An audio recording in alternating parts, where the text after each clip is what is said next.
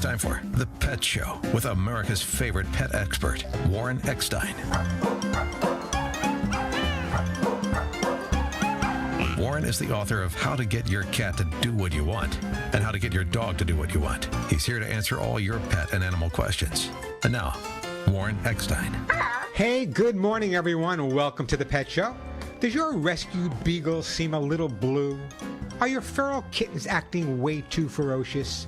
Is your bulldog being bullied by the chihuahua next door? Well, if you love animals, I'm assuming you do, care about wildlife and the environment, and want to really learn how to get into your dog's head and your cat's head and understand them as well as they get you, if you're confused about your dog or cat's behavior or just want to improve their lifestyle, you know what to do. Stay tuned because once again, right here, right now, it is time for The Pet Show. America's first, that's right, America's first and only real pet psychology, real pet training, real pet behavior, and of course, pet lifestyle show. So hop up on my couch. Bring those furry little buddies with you, folks, because it is that time once again to let the animal analyzing begin. Hello, everybody. I'm Warren Eckstein. This is The Pet Show, the place where we absolutely, positively, never, ever a doubt about it, love, adore, and as I stress every single week, respect pets and animals as much as you. By the way, if you want to find out why your dogs or cats are behaving a certain way, they might be jumping, humping, digging, scratching, not using a litter box, a new boyfriend, your dog doesn't like them. That's what we do on the show. We bring people and their pets closer together than ever before. So if you have a question or a comment or just want to share a great story, let me tell you something quickly. Every week I talk about if you want to share a great story about adopting a dog or a cat, a special needs or a regular puppy, it don't make any difference. Last week alone, I got 4 different people saying to me, Warren, I was listening to your show last week and I heard one of the callers talking about the incredible relationship she had with this abused dog that she adopted, and it made me decide to go to my local shelter and adopt as well. So your phone calls really do matter, folks. I mean that seriously. And if you're new to the show, or whether you're a regular, it doesn't make any difference. I've been on the air for 41 years. I know I don't look that old, but I've been on the air for 41 years. And the bottom line is this. I have some of the most amazing sponsors in the world here on the show. And it gives me the opportunity to give away some great stuff. So everyone that calls into the Pet Show and actually gets to talk to me live, ask me a question, tell me a story, beat me up, whatever you want to do, will be getting an absolutely fabulous gift for their dog or cat. And we're not talking biscuits here. Many of the items I give away are $25, $35, $45, even $50. So if you have a question or comment, want to share a great story, give me a call. Let me know. I will send you a great gift. The phone number here at the Pet Show, 866-870-KRLA. That's 866-870-KRLA. Or if you're more into numbers, that's 866-870-5752, 866-870-5752. That is the way to get through. Plenty of time for your calls. As I said, lots of amazing stuff to give away on the show today. So if you have a question about your dog or cat's behavior or just want to brag a little bit, now's the time to give me a call, and I will, in fact, send you an amazing gift for your dog or cat. So, different kind of show today. Let me tell you, we had a busy show. Let me tell you what's coming up. 3, not 1, not 2, but 3 in 5 Americans actually believe that their dog or cat is smarter than the average person they know. Some interesting pet guardian survey responses coming up a little bit later. See how you rate. I have some of the greatest conversations with my dogs and cats. You know what? They never argue with me over politics or religion. That's one of the benefits of having those conversations. Also coming up on today's show, if you happen to be one of those people, I know many, but one of those people with highly reactive emotions, maybe what you need to do is dump the Xanax and go adopt a cat. You heard me, dump the Xanax and go adopt a cat. Really, I'll have the story coming up. And you know it's very rare that I do interviews here on the Pet Show, but we're going to do one later on today at 12:30, and I'll tell you why it's so important. Let me give that number again, 866-870-KRLA, 866-870-5752, 866-870-5752. If you've tried to make a veterinary appointment recently, you may have found that there were unusually long waits, in some cases weeks, and it causes a lot of stress for the pet guardians as well as the pets. But what about the veterinarians? How do they feel? What's the cause? Coming up in the second hour on today's show at 12:30, and I very rarely do this, I'm going to have my own personal veterinarian come on, the amazing Dr. Deborah Wallen, and we're going to talk specifically looking at it from the veterinary's point of view and what you can do to maybe get that appointment that you can't normally get. I'm really looking forward to speaking to Dr. Deborah when she comes on at 12:30. Great interview. And by the way, I'll take some veterinary questions if we have some time with Dr. Deborah as well. So plenty of time for your calls. Lots of great stuff to give away. 866-870-KRLA, 866-870-5752. That is the way to get through to the Pet Show. As always, plenty of time for your questions and comments. So if you have a dog that's chewing, jumping, confused about the litter box, your cat, maybe that rescue dog, God bless you for doing it, isn't housebroken. Maybe the poor guy is suffering with separation anxiety. Maybe your cat that you took in is a little depressed. Your dog's chasing anything that moves. Your dog hates other dogs. And some people, cats scratch your favorite chair, and your dog humps every single thing it sees. That's the story, folks. Plenty of time for your calls. Lots of great stuff to give away. I've been inundated on my YouTube channel with literally thousands of people checking out some of the new posts I've been making. Some are short, some are long, but some interesting posts there. So you want to check that out. YouTube.com/Warren Eckstein. Yeah, literally thousands of people going there. So it's really interesting. Check out my YouTube channel. Subscribe. It doesn't cost you anything, and you get lots of information. I actually share pet tips almost every single day now on my YouTube channel. So all that being said, I gave you the phone number, 866-870-5752, 866-870-KRLA. I gave you the phone number, so if you have a question, if you have a comment, great time to call me. I have a question of the day. Here it is. Let me share it with you. Have you had trouble getting an appointment with your veterinarian? Have you had trouble getting an appointment with your vet? So many people have told me they have. Give me a call. We'll talk about it. And as I said, Dr. Deborah Wallen, my own personal veterinarian, I don't usually share her, but Dr. Wallen will be coming on with us at 12:30, talking specifically, looking at it from the vet's point of view. You know, I got people, I can't get into the vet. I don't know why. Maybe it's the vet's fault, blah, blah, blah.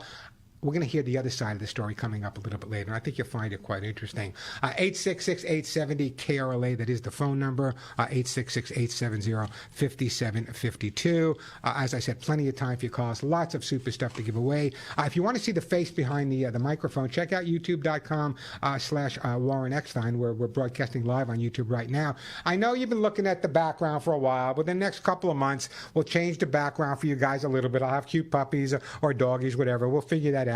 Me and Alex are working on it. My crack engineer, Alex, and me are working on it. Actually, I shouldn't say that. Alex and Julie will be working on it because if it doesn't pee, I don't deal with it. 866-870-KRLA, that is the phone number. Have you had trouble getting an appointment with your vet? I want to know that. Got some great stuff to talk to you guys about that as well. Let me just get this off my chest because it really bugs the heck out of me. You know right off the bat that I've been training for well over 50 years. I've trained over 40,000 dogs and cats on every continent. Not to brag, but over 40,000 dogs and cats on every continent. And in my career, in my life, I have never, ever used a prong collar, a spike collar, whatever you want to call it, or an electronic shock collar. They took the electronic shock collar, now it's called the e-collar. I was looking at pet products online the other day because I like to go through that sometimes and see what's out there. I could not believe how many electronic training devices are available for the average person. No experience whatsoever. Maybe they'll send a video. Yeah, that's going to help a lot. Bottom line is I've never used them, and I'm trying to figure out how it is that there were so many well-behaved dogs before electricity. I don't get it. There were so many well-behaved dogs before electronic shock collars, and when I first started, they didn't even have these on the market. And we had some incredibly well-behaved dogs, some amazing dogs out there without getting shocked. So I just caught me off guard this week. I'm looking at the pages. Amazon, electronic shock collars, bark stoppers, this stopper, that stopper, and all you get is a video showing you how. I say, listen, here's the way to train a dog. You sit down, figure out what your expectations are, anticipate what the dog's expectations are. Take a look at the dog like you would a child. Is he a hyperactive dog, a mellow dog, a calm dog? What is his background a little bit? And then gradually make the training fun, little by little by little. And every time he does something right, he hits the lottery. For some dogs, the motivation is food. Other dogs, it's a hug and a kiss. So it depends on the dog, and that's where you really have some knowledge. But the bottom line is, if you have to resort, or your trainer is resorting to electronic ways to train your dog in those abusive ways with rolling them over, maybe you have a little bit to think about. 866-870-KRLA, the phone number, 866-870-5752. Let's go to Redondo Beach and Eve. Hey, Eve, welcome to the Pet Show. Hey, how are you doing? I am doing great today. How about you? I'm doing okay. What's up? Well, I have a cat that was very much abused as a kitten, and I still cannot get him over this thing where he likes to chew, like the wires on my stereo. He's chewed, oh man, a cord to a lamp. It seems to me like you're saying that he's chewing a lot of electric type stuff. Yeah. Let me explain a couple of things to you. Cats are incredibly sensitive, physically as well as psychologically. Over the years, when I've had cats that have been bored, or I don't know, did you get him? He was how old when you got him? Excuse me? How old was the cat when you got him, Eve? Oh, about 6 months. Okay, so the thing is, some cats will go after electronic wires because they actually feel and hear the current. So from their perspective, as the current is running through the wires, the cat may chew on it or chase it, assuming it's not a wire, but it's something they should be going after. So there are certain things that you can do. Number one, I was definitely increase the stimulation of the cat. Cardboard boxes, paper bags, organic catnip, other safe plants for the cat all over the house. And remember, though, I say this consistently, cats are nomadic. They love changes. So cardboard boxes, paper bags, change them frequently. That's number one. Number two is what I'm going to recommend that you do is make sure that if there are specific wires that can harm the cat, you can go to a supermarket today or you can go to a drugstore, get something called alum powder, A-L-U-M powder. Now, here's what you do. You take just a drop of the alum powder, no more than a pinky fingernail, mix it with a little bit of water.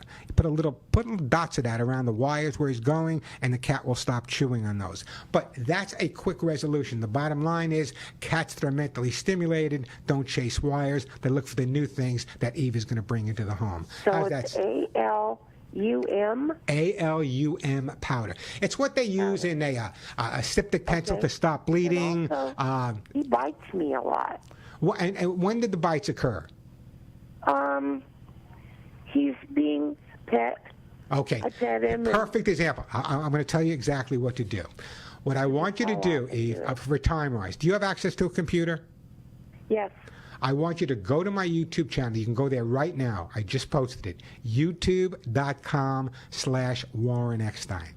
There's an entire video I just posted in the short section. You'll see it right there, specifically going over every reason why cats do this and what your reaction should be. It's a video. It's fun to watch. You'll see some great shots in there, but that will resolve that issue for you. But the reason they're biting is very often it's pet-related aggression, very common with cats, and generally the reason is, number one, the cat gets too comfortable and all of a sudden realizes how vulnerable it is, or number two, you're petting the cat and getting him to the point where he's really getting excited and hyper. So it gives you all the things you need to look for. You got to look for the tail. It'll react a different way. The eyes, the ears, all of that will change if the cat is going to bite. So you have to know when to stop and when to move on. Every cat is different. But check out the video, youtube.com/Warren Eckstein. It'll really help you. But in the meantime, I'm going to put you on hold, and I am going to send you a copy of how to get your cat to do what you want, and I appreciate that phone call. I will take a quick break. When we come back, Carol, Patty will get to you. The phone number, 866-870-KRLA, 866 866-870-5752. The question of the day is, have you had trouble getting an appointment with your veterinarian? I'm going to talk to my own personal vet, Dr. Deborah Wallen, coming up in the second hour, and we'll find out why that may be and look at it from their point of view. You know, they want to help your pets as much as you want your pets to be helped. But a quick break, then right back at you.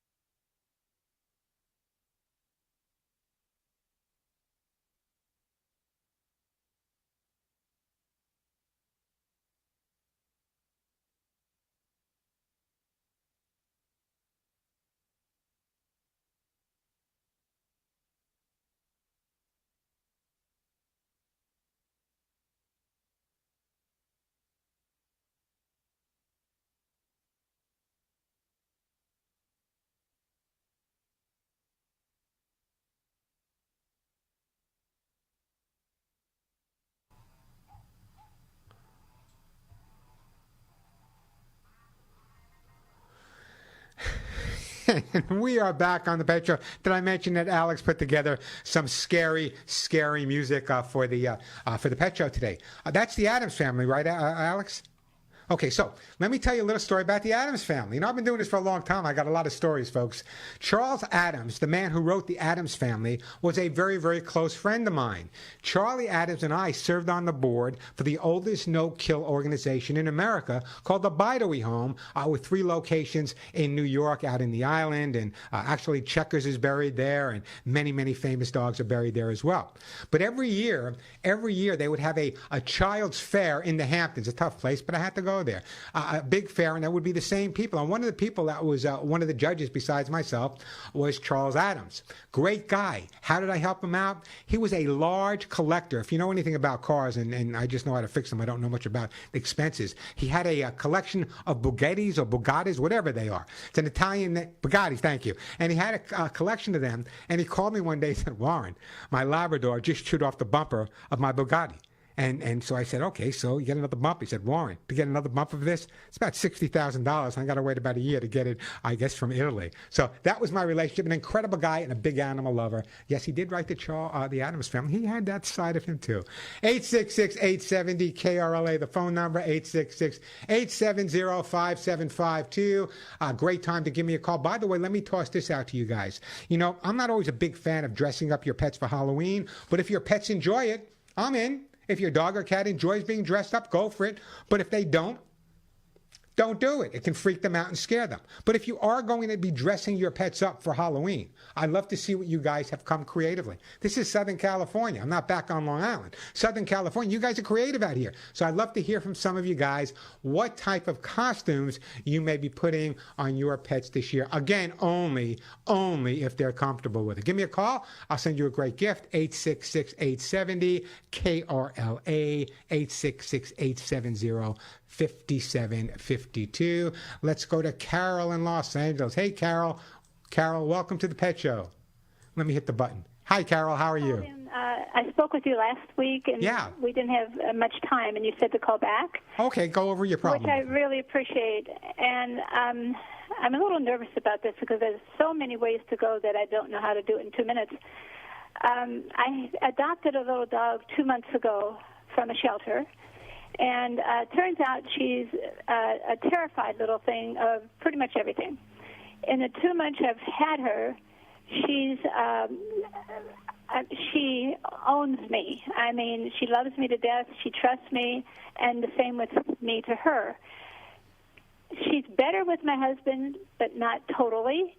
And in the evening, if we sit down on the sofa, there's a pillow between us because we're not sure if she's going to lunge unexpectedly and bite, which is her go-to defense, is her mouth, and it's the biting. Okay, let me just stop you for a second. Her go-to defense is to bite, and I'm assuming she's breaking the skin?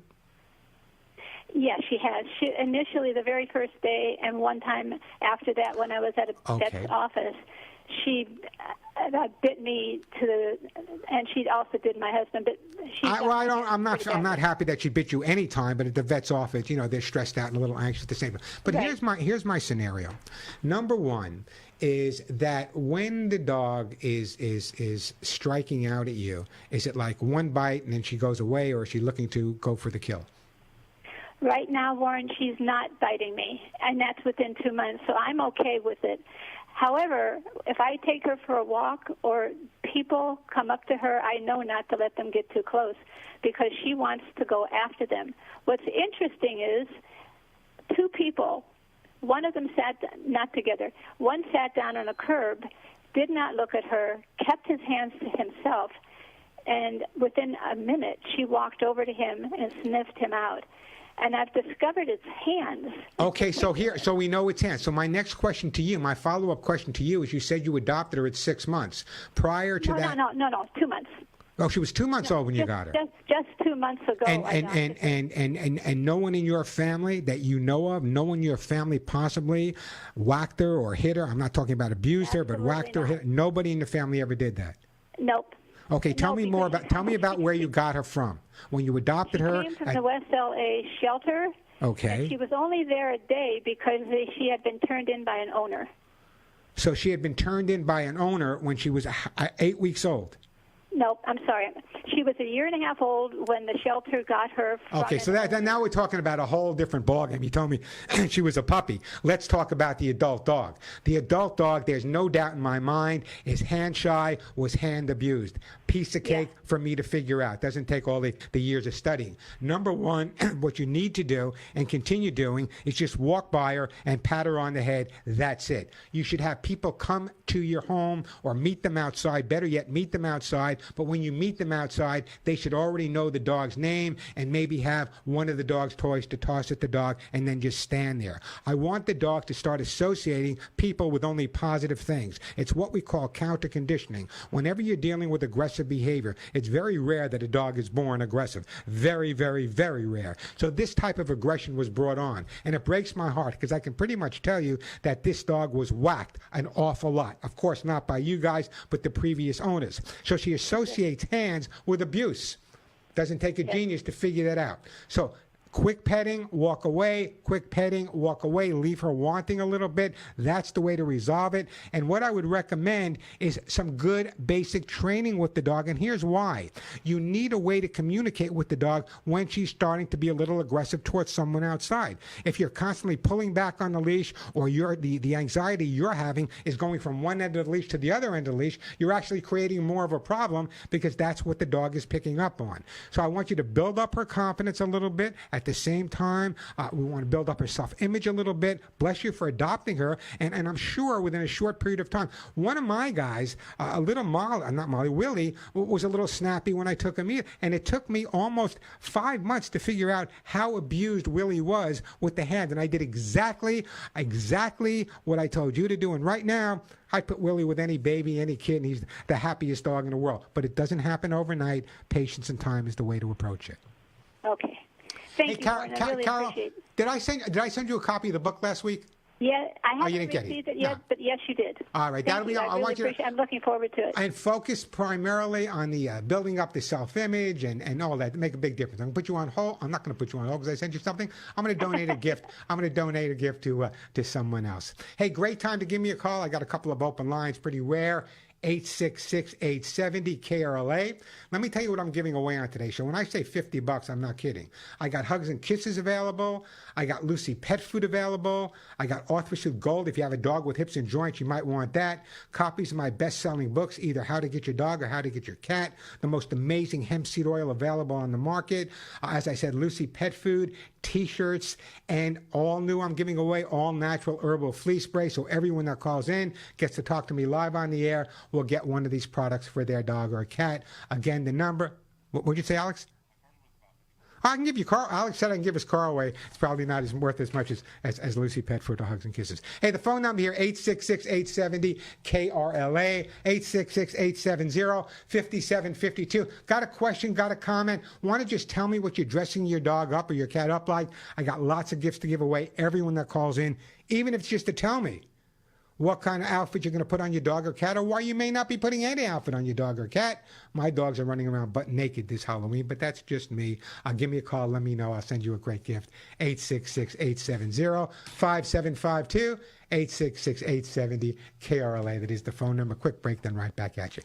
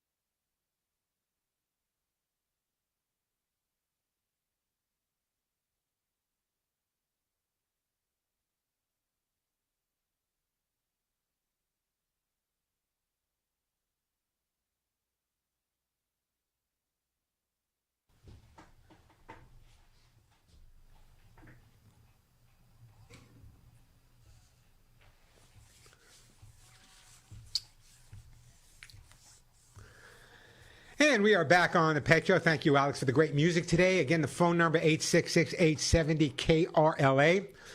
Just before I get back to your phone calls, people with highly reactive emotions are drawn to cats for stress relief programs. Now, you know I've been working for Alex for many, many years. I don't know anyone that has a highly reactive emotions as Alex does, my engineer.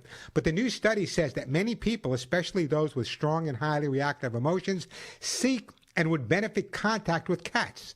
Cats are frequently excluded from university-based animal-assisted programs aimed at lowering stress. What they found was that people that have the higher end of stress and are really reactive would do better off if they adopted a cat. I could not agree more. Alex, you need to get a third cat now. Hey, the phone number here, 866-870-KRLA. Let me get right back to the busy phone lines here. I want to get to all your calls, but let me go to Paul in Anaheim. Hey, Paul, welcome to the Pet Show. Hey, thank you for taking my call. What's up? Hey, my tenant left me a potbelly pig. What, you have a tenant? They moved out and they left their potbelly pig behind?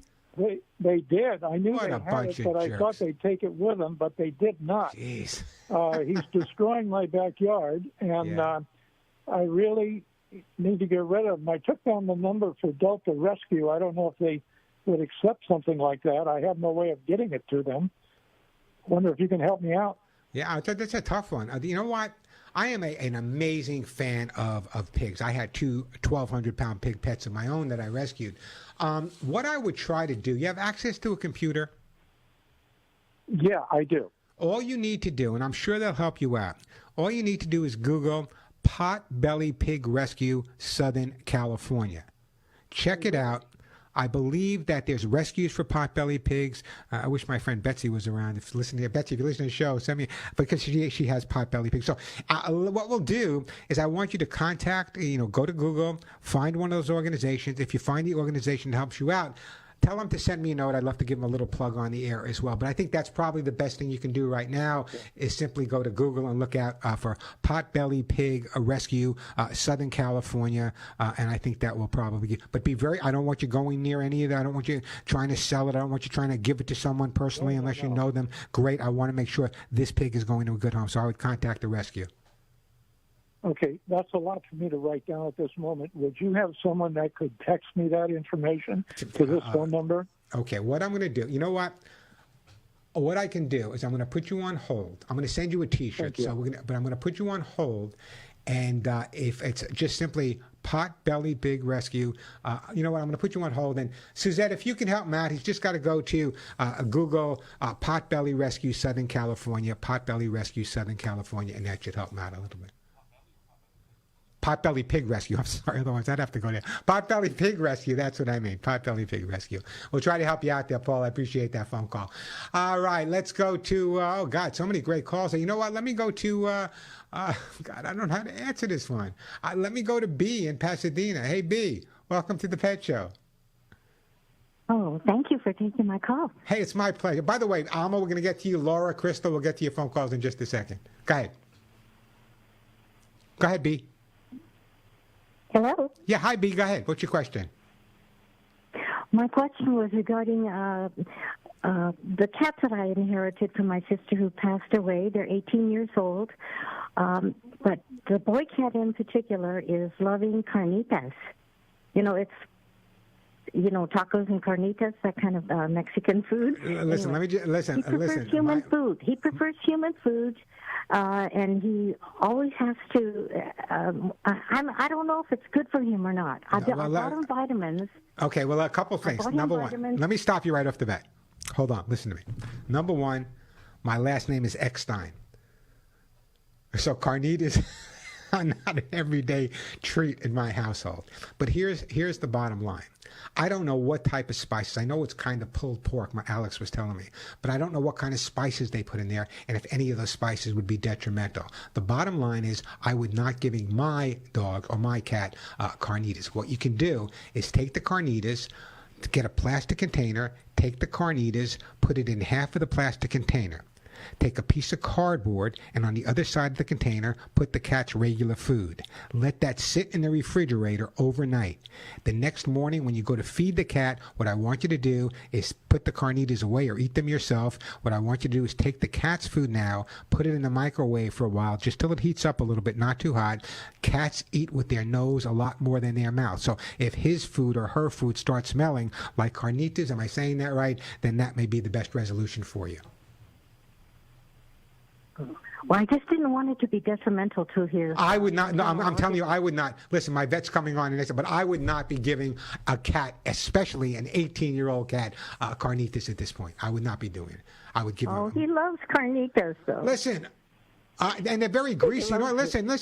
I love a lot of things. You know, the last name like Eckstein, I would love to sit down and eat maybe 15 knishes right now, or a Balenza night now. Right now, I would die. So, in other words, just because you like it... He'll start crying around, saying, I have to go after him. And he says, you know what? Room. Listen to me. He'll go to the other room, he'll say, I'm going to solve your problem for you. I'm going to put you on hold, and I am going to send you, I'm going to do a commercial right now, kitty lickies. Take that kitty lickies and give him the kitty lickies, and he'll eat the kitty lickies, and you can sprinkle it over his food. You listen to my commercial, it'll help you. But I would not give an 18-year-old cat carnitas. Am I saying that right, Alex? Carnitas? All right, well, that's not bad with a New York accent. Carnitas. Let me take a quick break. When we come back, we have Crystal, we have Laura, we have Alma. Of all the years, 41 years on the air. It's the first time I got asked about carnitas on the Pet Show. Phone number 866-870-KRLA, 866-870-5752. That is the way to get through. All right, listen up.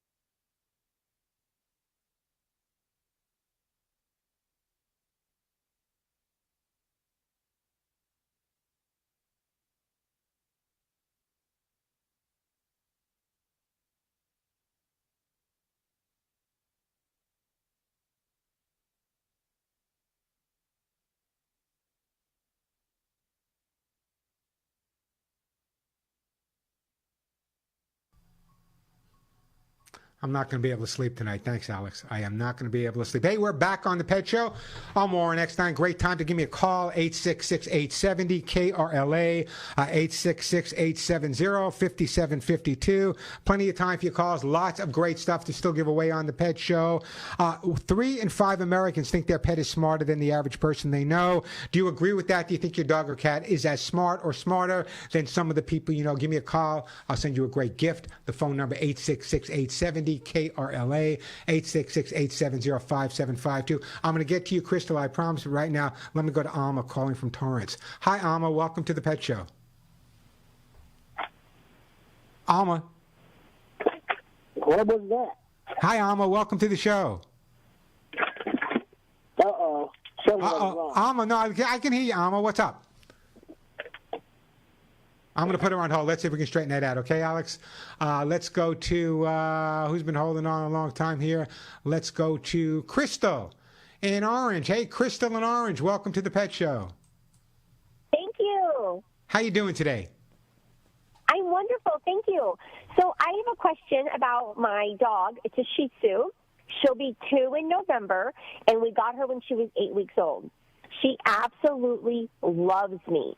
So whenever my 2 teen kids try to take her from me, or let's say my dog needs to take her for a walk, so I'll hand the dog to him, she'll growl and warn them. And then if they keep trying to take her, she'll nip at them. Never has she broken the skin, but she's clearly telling them, stop, I don't want you doing Well, this. you know, that's why I say a lot of people think when a dog growls, it's a bad thing. But very often when a dog growls, it's a good thing. It's kind of like a person saying, you know, not right now, leave me alone. I'm going through a little anxiety or stress.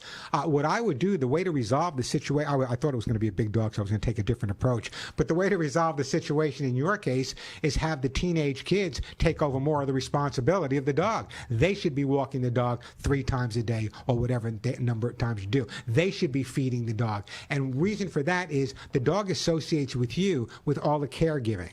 And I want them to associate that same thing with the kids. You know, when I was training many years ago, and not that many years ago, when I was training, I would never, ever work with a dog unless I can work with the entire family, unless I was doing military police work.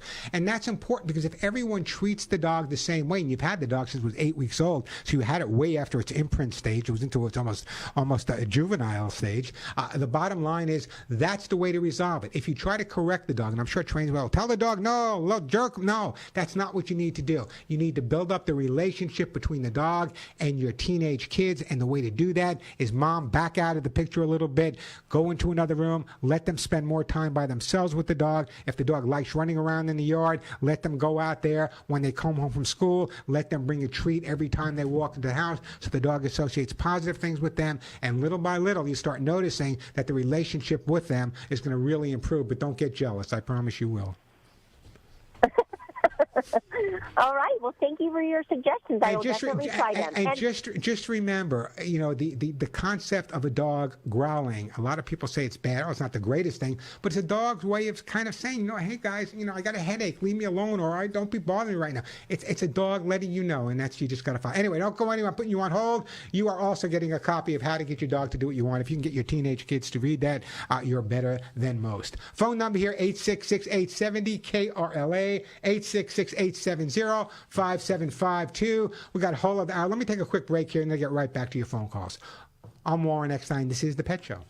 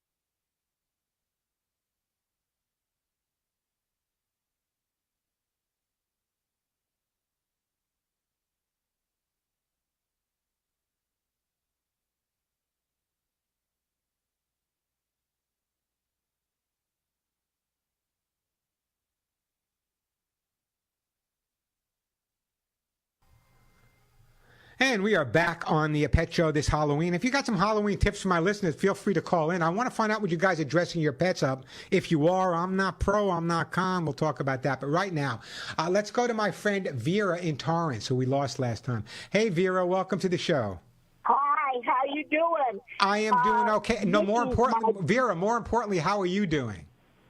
Oh, I'm doing great. I'm loving my cat, and she's loving me. And we're hanging in there like we've been for like 15 years now. You've been in your car. her You've been living in your car for 15 years, Vera? Yes. Circumstances brought it about, and I've used my wit and my cunning and everything that I have to make it the best situation of survival there is. And you've sought out every person that could possibly help you in terms of finding a permanent location? Oh, I'm not going in no shelter, and I'm not going with no drug addicts and winos and perverts. I'm not doing that, okay? That's Vera, what that's about, okay? Vera, God bless you, Vera. Business. God bless you, Vera. You're my new Vera. You're my new friend, Vera. Okay. Innocent says thank you for her lickies. She loves them. She's in harness training right now. Any tips? And the lady with the Shih Tzu.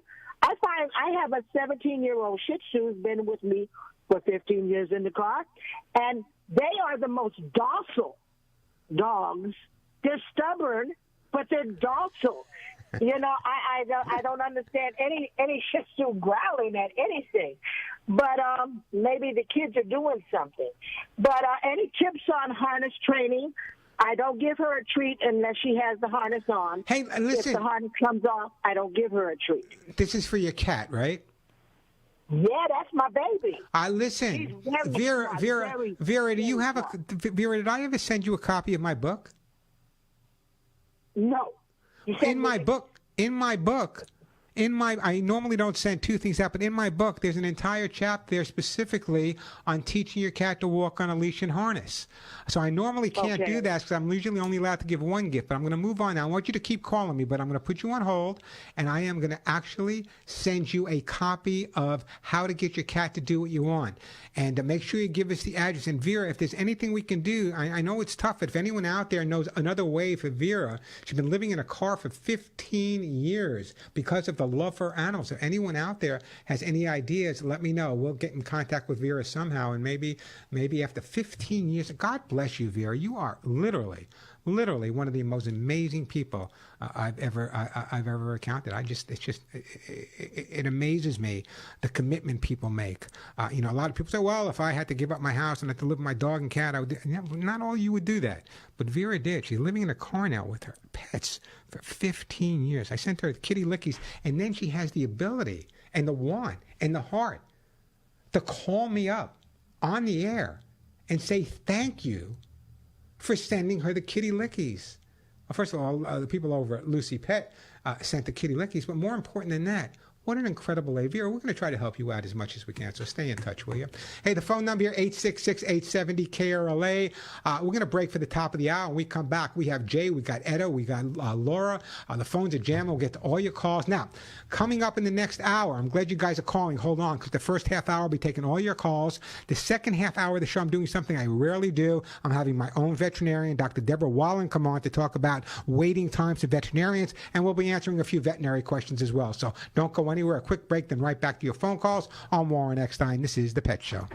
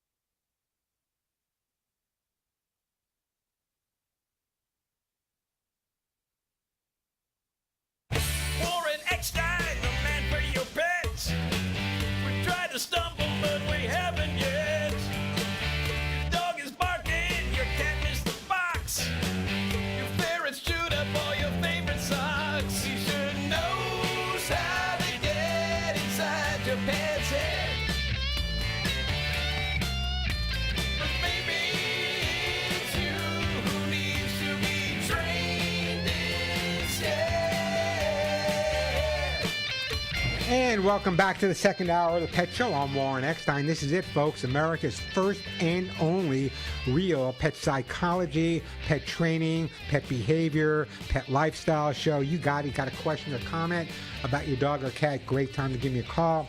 Plenty of time for calls. Lots of great stuff to give away. The phone is jam-packed. I'm looking at the phone. And, you know, the second half hour, this hour, I'm going to do something unusual, very rare. I think Oral Hershiser was the last person I interviewed on the show. But my personal vet's coming on, Dr. Deborah Wallen, is in the 12:30 hour. And we're going to be talking about why the long waits at veterinary hospitals. A lot of people frustrated about that. But no one kind of looked at it from the veterinarian's point of view. And we'll try to take a few veterinary questions there as well. But I'm looking at my phones. My phones are literally jam-packed, as they are all the time, full. So I had a conversation with my assistant Julie this week, and you all know Julie. Whenever you call the my 800 number, you'll be speaking to maybe Julie or someone else, but Julie usually is there. So here's the bottom line, Warren. So many people have so many questions. You can't possibly answer them all on the show. So why don't we go back to something you did many, many years ago on your YouTube channel? Why don't you do Ask Warren? And then obviously you're not going to be able to answer the thousands of questions you'll get from this show and your national Canadian show, but it'll give me the opportunity. So stay tuned. I haven't announced it yet, but if you think it's a good idea, we're going to do it. So we're going to have an Ask Warren section there, and I'll answer them video-wise. I'll talk to you like I'm talking to you guys right now or on YouTube. So here's my suggestion. You should sign or subscribe to my YouTube channel. It's free, and we'll be posting there when you can start asking questions on YouTube. Remember, I can't get to all of them, but I'll be able to answer a few every week, so in a lot more detail. So subscribe to the YouTube channel. It's youtube.com/Warren Eckstein, Eckstein. It doesn't cost you anything to subscribe. And as I said, not only do I share a lot of information there about topics and pet tips every day, but I will be answering some of your questions there in the not too distant future. So start thinking about that, but right now would be a good time to subscribe. Let me get back to the busy phone lines right now, and we are going to, where are we going here right now? So many great calls. You know what? Let me go to Elliot first, and then we're going to go to Laura. But right now, let me go to Elliot. Hey, Elliot, welcome to the Pet Show. Hey, Warren, good morning. How are you today, Elliot? We have a 12-year-old terrier mix that we knew was losing his hearing, but now he's totally deaf. Okay. And is there something we need to do that'll make it easier for him? Yeah, absolutely. You know, over the years, I've worked with so many dogs that had visual challenges, and years ago, hearing challenges and visual challenges for that matter as well. And a lot of people didn't know what the best way to approach it was. So what I recommend doing is going out and buying yourself a high-intensity flashlight. And just before dinner, flash the light once or twice so he associates that light with going to dinner. Flash it once or twice before you take him outside so he associates the bright light with going outside. In other words, the light is going to be your way to communicate with him. To see the light, he comes to you. So that's probably one of the better things you can do at this point. Now, in some cases, we used vibrations where you kind of stamp on your foot a little bit, very lightly, not to scare the dog, but eventually they learn that it's a positive thing, and at the end of the rainbow, there's going to be a pot of gold. So basically, the best way to approach it at this point is understanding that because of the loss of hearing, probably our other senses will improve. But the best thing to do right now would definitely be to try that high-intensity flashlight. Sounds great. We'll try that. How old? You said dog's 12 years old. Have you had all those 12 years? Yeah, I got him as a little. We got him 7 weeks old. Yeah, he's in great health. But this is just something that's happened, and we took him to the vet, and the vet said he's getting a little bit cloudiness in his eyes. Yeah. So, we're moving to a new place, so at least he has some vision to get. When you move to the new place, hopefully his vision will be okay. But if for some reason the vision is not in any hallways or anything, line the hallways with cardboard boxes on both sides. This way, if he bumps into something in a new location, it's not going to freak him out. Make little paths for him, and gradually, if he starts losing more of his visual abilities, then that would benefit you as well. But I think right now, in terms of the hearing, I think the high intensity flashlight's definitely the way to go.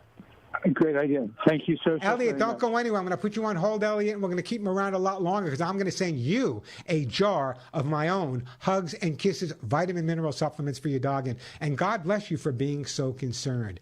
Just a reminder, coming up at 12:30, I'll be speaking to Dr. Deborah Wallen, who is my personal vet. And we're going to be talking about why it takes so long to get a veterinary appointment in many cases. All right, let's go to Laura right now in L.A. Hey, Laura, welcome to the show. Hi, Warren. First of all, I want to thank you for everything that you do for animals. Couldn't do it without you guys. You know that? I can talk here to nobody, but as long as I talk to you Pardon? guys, as long as I talk to you guys on the air, you guys are out there helping the animals every day. So I appreciate you as well. I can barely hear you. Could I put you on speaker? Alex, can she put me on speaker? Yeah. All right, try it. Go ahead. Is it okay if I put you on speaker? Yeah, try it. Go ahead. Okay. Now I can hear you. Perfect. Okay. So I have a dog that I've had for 4 years now. I adopted her. And when I adopted her, they told me that oh, you're not going to want this dog because she barks all the time. Well, the dog that I had before her barked all the time, too, and I just learned to live with it, and I loved her with all my heart. But lately, Dolly has jumped off my bed in the middle of the night, and all night long she barks in my living room or my den. And she just sits in the middle of the floor and barks nonstop. Oh, man, you have ghosts in your house, Laura. I don't. And then when she does decide to come back to bed, because she's always slept with me up until about 2 weeks ago when this started, when she does come back to bed, she literally lays on top of me. She used to lay at the end of the bed, and she lays on top of me, and I pet her, and I try to tell her everything's okay. There's something that's going on, because this just started, you said, right? Yes, about 2 weeks ago. There's something going on either physically with your dog, or there's something going on in your neighborhood that's waking her up that you're not aware of. Maybe the next door neighbor bought a Harley Davidson. Maybe their air conditioner sounds a little bit different. There could be any number of things. So when the dog is getting up in the middle of the night, has she been, does she appear healthy to you? Yeah, she looks healthy, and I've got a vet appointment with her on November 7th. Okay, well, that's good. I'd love to see her go to the vet, because whenever you have a change in behavior, as a behaviorist, one of the best things I can do is work with a vet, and when the vet and the behaviorist work together, you often get the best results on a behavioral issue. So my feeling is this, that something different happened. What you're doing, when she starts to bark, what is your reaction? Well, after about the 4th hour, I get up and I walk into the den and I say, "Be quiet." And she's quiet for about 10 minutes. Why isn't she sleeping in the bedroom with you anymore? I have no idea. Well, why don't you put her in the bedroom when you go to sleep and close the door? Well, I could try closing the door. How old did you or a gate? How old did you say she was? She's 4. Oh, so she's still a baby, so I'm assuming she's in pretty good shape there. So I would try putting her in the room, and I would try putting a gate up or closing the door, seeing if that doesn't make her feel more comfortable. But I would also start looking around and start maybe getting up a little bit more and see if there's something going on. Is something changed? Is there a loud noise, something different? Is your oil burner going on? Generally, dogs will not bark for no apparent reason. There's always a reason. So when people start yelling at their dog, "Shut up, knock it off," I say, you knock it off. Let's figure out why the dog is barking. Is it insecurity, lack of confidence? Obviously, it just started in your case, so I can't assume it's any of those.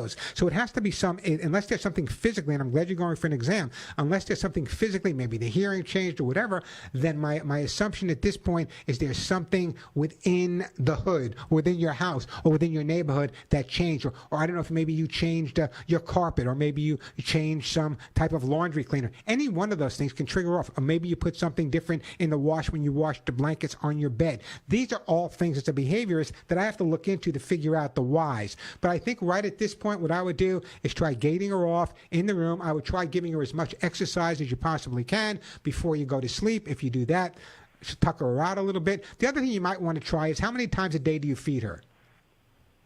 Twice. Okay, what's her last feeding? 6 o'clock at night. But she's not much of an eater. She's a grazer. Is she a good weight?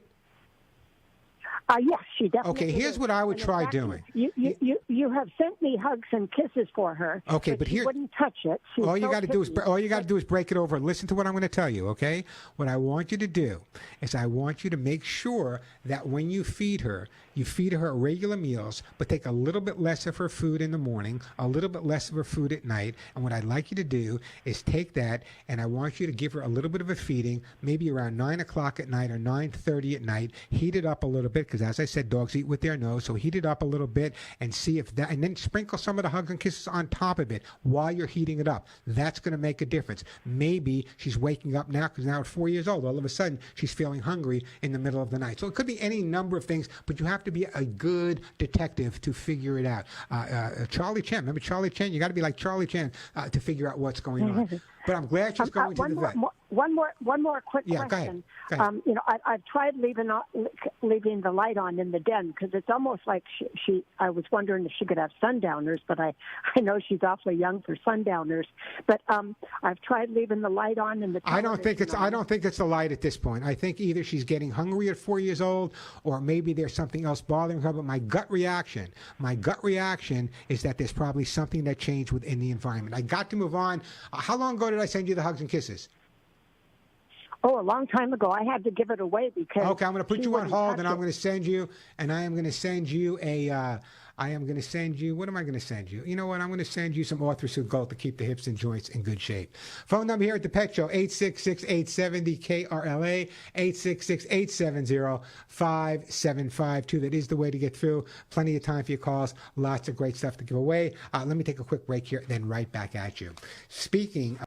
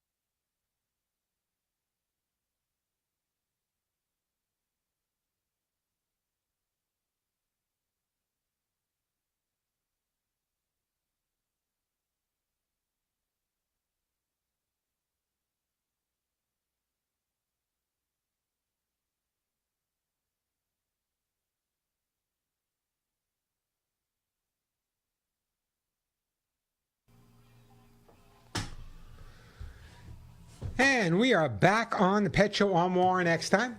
All right, here's the deal. Normally, I'll be talking to you guys and answering your questions directly until 1 o'clock. But at 12:30, my personal veterinarian is coming on, Dr. Deborah Wallen, to talk about why the wait. But we'll also answer some veterinary questions if we have time. But let me do this. If I don't get to your call, write this number down. This is the phone number only for my national and Canadian show for Radio America. It starts at 1 o'clock, so don't call before that because it goes to D.C. But if you can hold on, I'm probably not going to get to everyone's call based on the fact that within 10 minutes I got to, but enjoy having my vet on. You can start calling that number at 1 o'clock. It's the same type of show. I give the same type of gifts away, except it's heard all over the U.S., Canada, and even Guam. So write this number down, but don't start till 1 o'clock.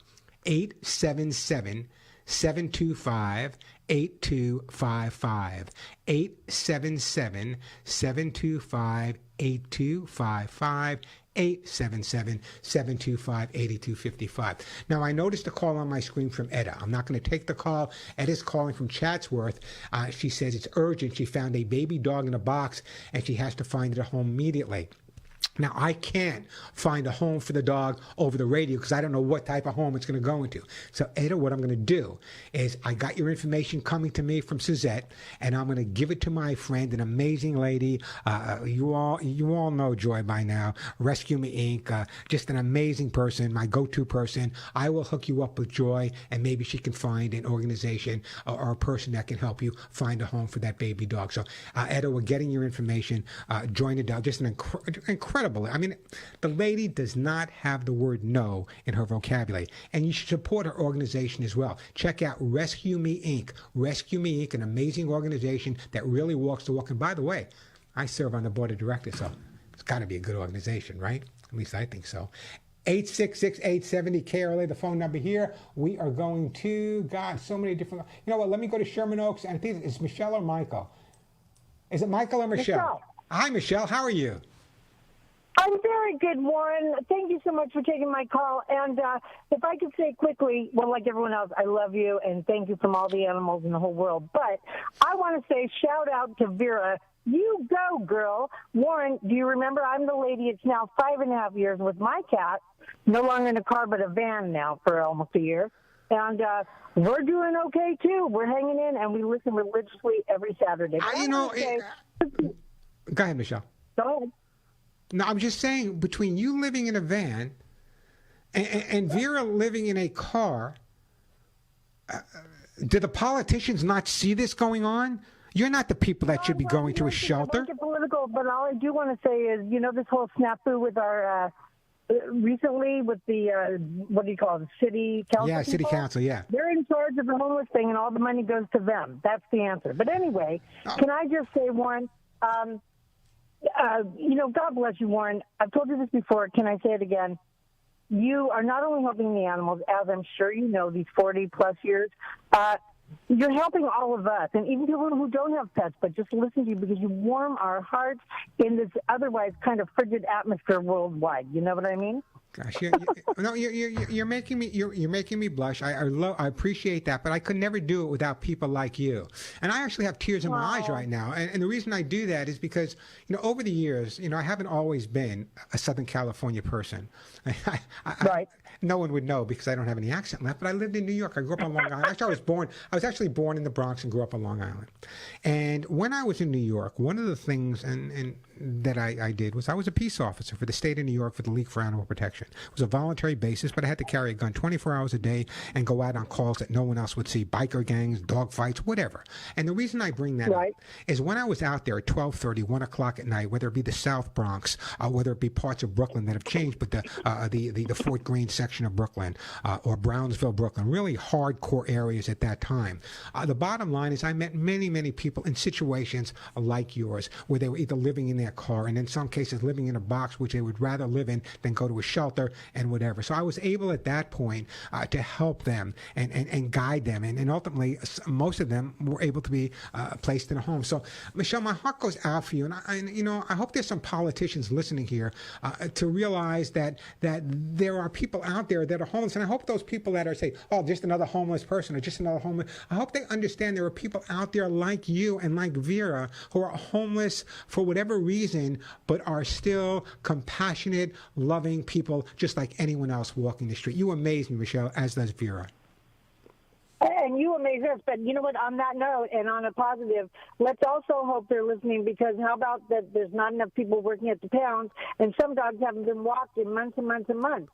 So I know that's enough. That's you know, I got an email from one of the council people's office. I'm going to try to get back to them this week. Maybe he'll come on the air. Maybe he can explain it to us. But anyway, yeah, that man, he's in charge of the pounds, the shelters, and they need to a lot more. Yeah, help the people, but help the animals too in the shelters. Yeah, and get the volunteers back in there. Help out the volunteers. Be nice to the volunteers. Respect the volunteers. Let them do what they're volunteering to do. Don't get on their case. Don't yell. Don't scream. I heard all the stories. Believe me, I've been there. Anyway, I got to move on, Michelle, but don't go anywhere. I'm going to put you on hold. I want to send you something. I'm going to put you on hold, and I am going to send you some more. I am going to send you some more Lucy pet food for your cat, and I really appreciate your phone call.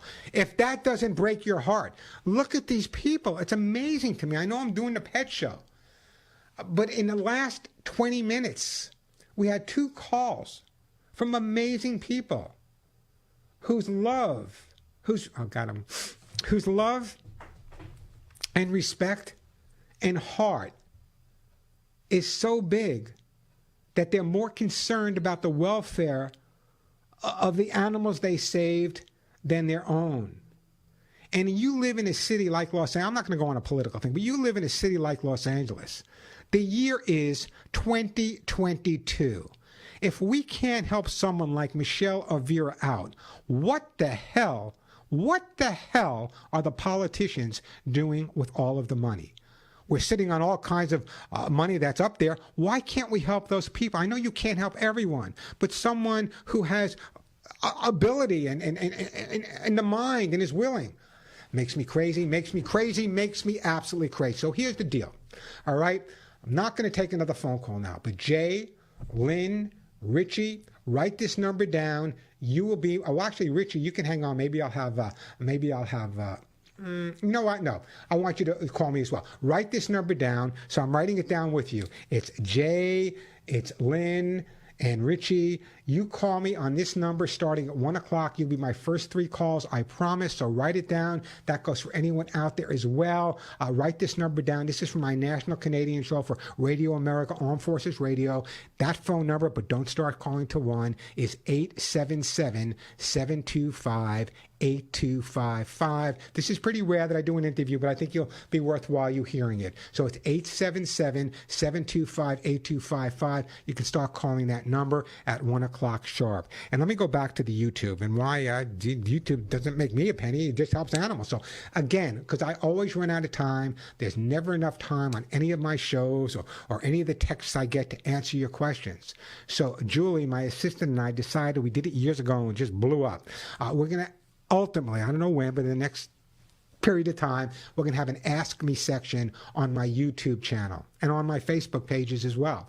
And this way you can ask me on YouTube, and depending on time, I might be only to answer 2 a week or 3 a week, but I'll answer them in a video so that I can have more time responding to your questions. So if you're not on my YouTube channel, you should go there and subscribe now. As I said, it doesn't cost you a penny. There's lots of great videos already up there. If you go to some of my old TV appearances, that'll make you laugh as well. But there are short videos that are less than a minute, long videos that go into a lot more detail. So again, check out youtube.com/Warren Eckstein, youtube.com/Warren Eckstein, and sign up there. I'll be taking some questions there. So what I'm going to do is I'm going to take a commercial break now, and I'm going to go to my commercial, and then when I come back, I'll be speaking to Dr. Deborah Wall, an incredible veterinarian. She has to be. She's my personal vet. You know, my days of expressing my own dog's anal glands and doing things like that, they're gone. So thank God for Deborah Wall. Anyway, we'll talk to Deborah afterwards. Incredible girl. Lady has incredible information we'll share with you as well. Again, the number for the network show, 877-725-8255. Let me take a quick break right now.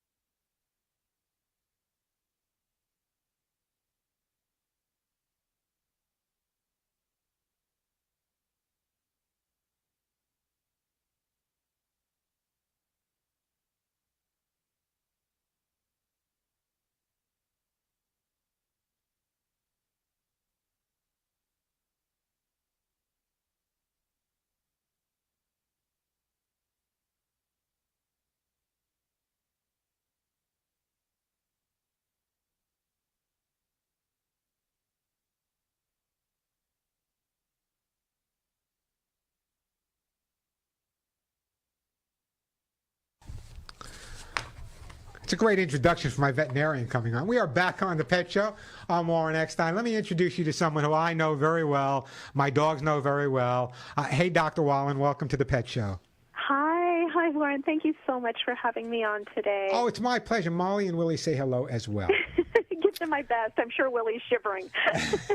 You know, I was figuring out, I was doing a lot of research myself and trying to come up with the reasoning behind why it's so difficult to get a veterinary appointment during COVID and after COVID. And a couple of things that popped into my head I want to run by you. Number one is at the outset of the pandemic, and pretty much throughout the pandemic, there were record-setting pet adoptions all over the country. People were adopting pets like crazy because they were staying home.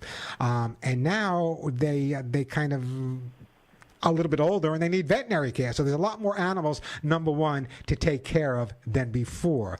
And also, one of the things that a lot of people are unaware of, and I don't know, it's one of those things where people, you want to blame someone. It's my vet's fault, it's my fault, or whatever. Let me go over a list, and then we're going to tackle them one by one.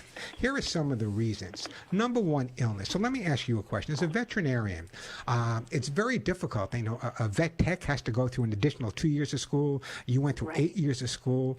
So if you're working as a veterinarian and your assistant gets sick or another vet gets sick, you can't replace them right away. So it's going to delay time in setting up appointments, won't it? It's really a tough situation, especially with the deficit in veterinary staffing and how long it does take to become a veterinarian. We had this 3% rise in pet ownership since 2019 through the pandemic, without the corresponding rise in veterinary technicians, veterinarians, veterinary receptionists. There was a study that I just read from Mars Veterinary Health, and it said by 2030, we're going to need an additional 41,000 veterinarians and 133,000 credentialed vet techs. Wow. That's huge. What year did you say, Dara? 2030. That's 8 years away. Yeah, wow. That's not a long time. No. And the other thing, besides the fact that if, in certain, it's like if in certain professions, like in the veterinary profession or professions like that, if someone gets ill in the office, whether it be you, whether it be a vet tech or even a receptionist, it's pretty hard to replace them because it takes a lot of years to get the knowledge they need to do what you guys do. The other thing that I ran across, and I was reading up on a lot of different veterinarians and speaking to some of my friends, and they say that you guys spend years and years of getting all of this knowledge that you need to keep our pets healthy. You go through, even after you graduate, there's ongoing education about different things. Why is it that the burnout rate among veterinarians, veterinary technicians, and even the receptionists, especially during COVID, is so high? So what we saw is if you actually think about that increase in the rise of pet ownership and the stasis in the proportion of veterinary support staff and veterinarians, think of that as a big umbrella. Underneath that, the people that were there at the hospital, people got sick. You didn't have somebody else to come in, so you have fewer people working. People had to wait longer to bring their animals in. Also, I'm very fortunate in my profession, and I really love this fact that there are so many female veterinarians and women in this field as technicians. There are a lot of single mothers who had to be home with their kids during the pandemic because of homeschooling and remote learning. So we lost a significant portion of our workforce just due to that fact. So you have fewer people working, trying to handle this influx of all of these animals. The burnout rate started increasing. It was already high, but it grew. And one of the things that kind of caught my attention is that the fact that people were spending more time at home with their pets. Yes. They became more neurotic like me. They opportunity to notice more potential health concerns with their dogs and cats. If you're out at work 8 hours a day and you come home at night and you spend time with your dog and cat, that's great. But if you're with them 24/7, you're going to, maybe he's not eating the same way, or maybe his poop looks a little bit different, or maybe he's straining. So people were more aware of potential health concerns. Just overwhelming the veterinary profession at that point. Yeah, between the new animal adoptions, not just puppies, but, rescue animals, and the older animals that were home, and the observation that, observational issues, people were able to see what was going on with their animals where they hadn't before. All of a sudden, it was just like a tidal wave. And plus the fact that you guys had to, I remember when I first started working with you that we took the dogs and we handed them off and they went into the hospital. So you had to set up all different types of safety measures between the mask and one dog coming in and not being able to see the guardians as they come in. That had to be a tremendous burden on the veterinary hospital or the veterinarian that goes to homes as you do to work. There were so many health concerns that you guys had to deal with that it must have made a major difference in terms of stressing you guys out as well.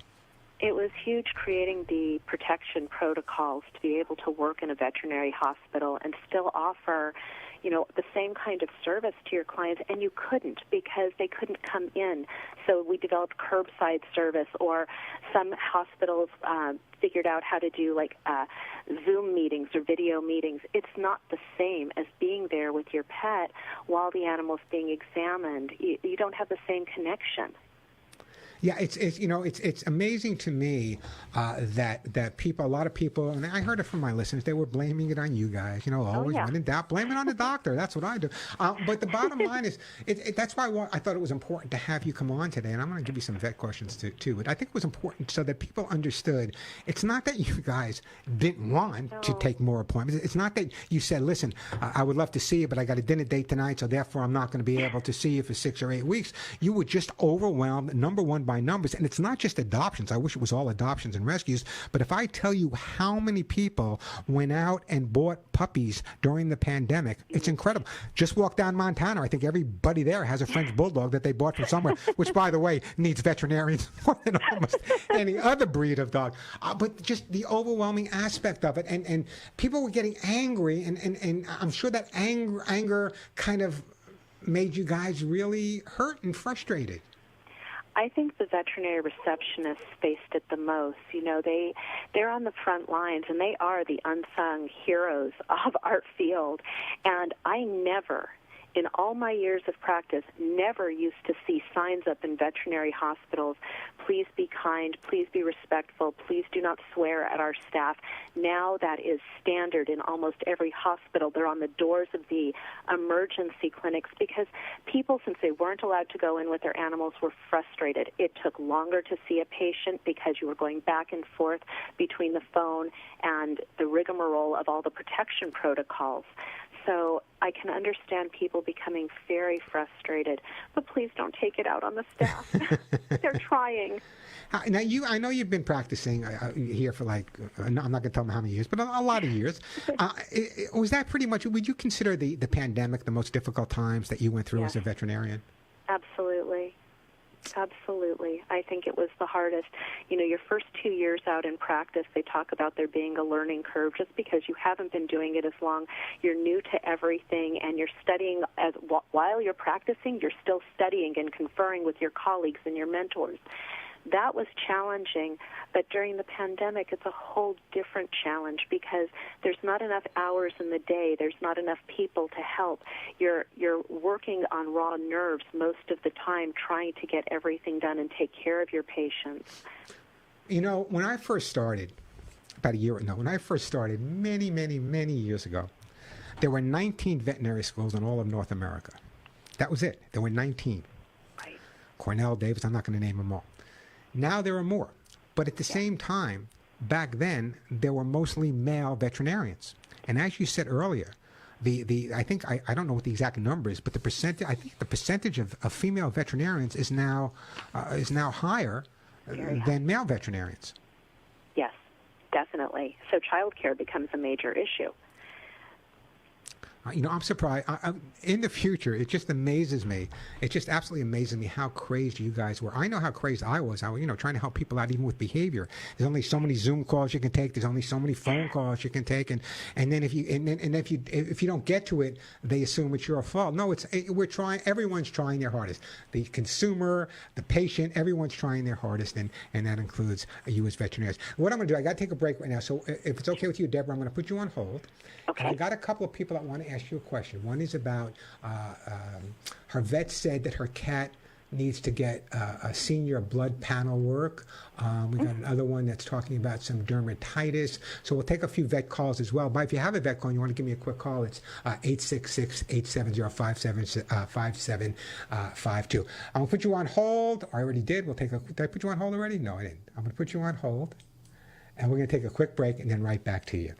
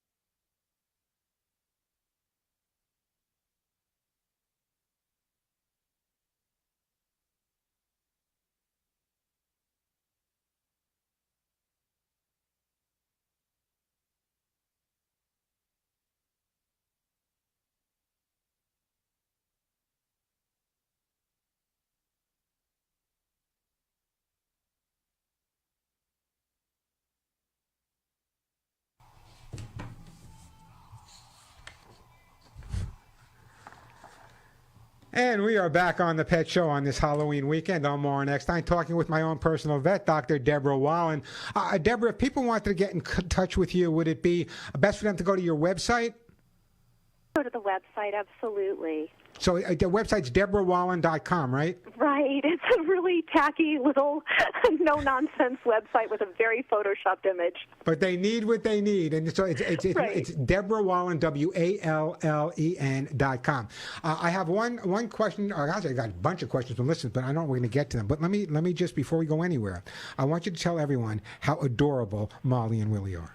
Oh, they are. They are the cutest dogs, and they are so sweet-natured. They always look at me with these huge eyes as if they're terrified, and then the tails are wagging, and they're happy. They're really good dogs. And so amazingly bonded, just absolutely amazingly bonded. And as Deborah comes to my house and takes care of Molly and Willie, for routine stuff, obviously. I am such a big fan of in-home vet care, other than obviously the more important stuff that needs to be at a hospital. But I'm such a big fan of it. I think it number one, it puts the guardian at ease, but at the same time, it really puts the pet at ease and totally avoids that white-collar hypertension that people get when they go to the doctor. I'm sure our blood pressure of our dogs and cats goes up when you take them to the veterinary hospital as well. I think that's very true. And also, as a veterinarian coming into the home, I get to see the environment and spend a little more time than I would. I get to see so much more, and it's actually been very beneficial, especially in some feline homes, seeing the environment. Yeah, I imagine. I have someone calling a question right now speaking about feline. Let me just go to where are we going here? We're going to Patty in Costa Mesa, and Patty has a question. So let me bring Patty. Patty, you with me? Hi, it's Katie, actually. But... Oh, okay. Katie, say hello to Dr. Wallen, Katie. Hi. Hi, Katie. How are you? Good. What can I do for you? So my question is, my cat, it's a Russian Blue. She's 15 years old. And the last 3 times I've taken her for her annual checkup, they've wanted to run a senior panel on her. Yes. And all 3, that is just blown away with how amazing her blood work is. That's awesome. I know. I was so offended when they called her a senior. She is a kitten. She is, routine, demanding, love it, sweet. We don't change her food. I change her litter once or twice a day. Scoop it out just to monitor. So my question is it required to do a senior panel every year or maybe once every 2 or 3 years? Because I'm going to know if one thing is different with her. There are certain things that you in touch will with know. her. Yeah, there are certain things that you will know. However, I do recommend a senior blood panel at least once a year. I have some clients who are doing it every 6 months on their older cats because you are not always going to pick up certain disease states early on before they start showing physical symptoms. So with blood work, a lot of the time we can pick up, is there early kidney disease before we're starting to see them drink more and urinate more, or their appetites go off. Sometimes we can pick up hyperthyroidism. A lot of times we pick it up before the animal is symptomatic, and that can have some major effects on their heart. So I definitely recommend it. Okay. There you go, Katie. Putting her through the stress. I know that's the hardest part because they don't have the vein just sitting right out there easy to do. It's not so easy. Katie, thank you for that call. Katie, I'm going to put you on hold, and I'm going to send you. I'm going to try to put you on hold, and I am going to send you, Katie, some kitty lickies for your cat. Dr. Wallen, it was so great. Will you come on with us again? You're so kind. Okay, I'd love to. Absolutely. No, I mean that because there are some times that I don't know if you heard the 2 calls. I got 2 calls from 2 people. One lives in a car. One lives in a van with their pets. And one of them's been living in their van or their car for 15 years. But it's safer for her. She feels it's safer for her and her pets in the car than it is. It's just unbelievable. But I want you to come on more because sometimes I deal with behavior on a regular basis, and very often behavior and veterinary medicine have to work together. There are some things that I'll say, you know what? If your dog is all of a sudden behaving this way, maybe we should check the thyroid. Or if the cat is behaving this way, maybe we should do this. So it's so good, and we have a great relationship. So I know I can jump on you if I need to answer those questions. But again, I hope you'll join us in the future, and I can't thank you enough for being on today. It's been my pleasure, Warren. Thank you so, so much. My pleasure, Dr. Wallen. We will speak again real soon. You know I will. Molly and Willie, can't wait to see. She's a great veterinarian. Let me give you her website again. Just I'm telling you right now that Dr. Wallen is probably wall-to-wall busy and solid, but she does video calls and she does house calls only on recommendation. But if you want to check out her website, please do.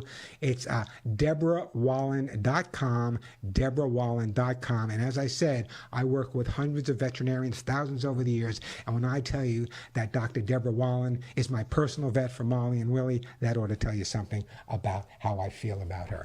Let me take a quick break. We'll try to get a couple of more calls in here before we have to get out of here. All right, it's about hugs and kisses. I like this.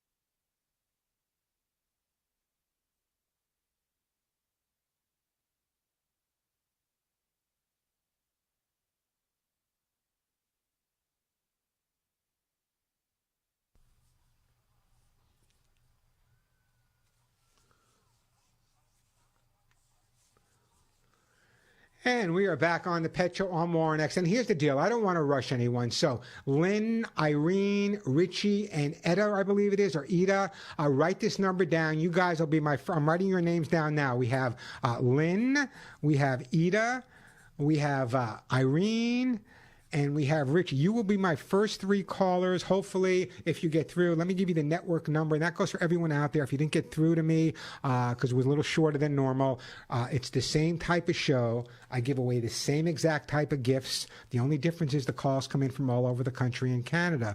But you guys will be the first. You see, the show starts at 5 minutes after. If you start calling at 1 o'clock, just be patient, because the calls have to go into Washington, D.C. Radio America. Be patient. They will pick up eventually, and we will get to you, and I will take your call. So write this number down. This is the number for the national show, which starts at 1:05. You start calling at like 1. It's 877-725-8255, 877-725-8255, 877-725-8255. Hope you enjoyed my interview with my personal vet, Dr.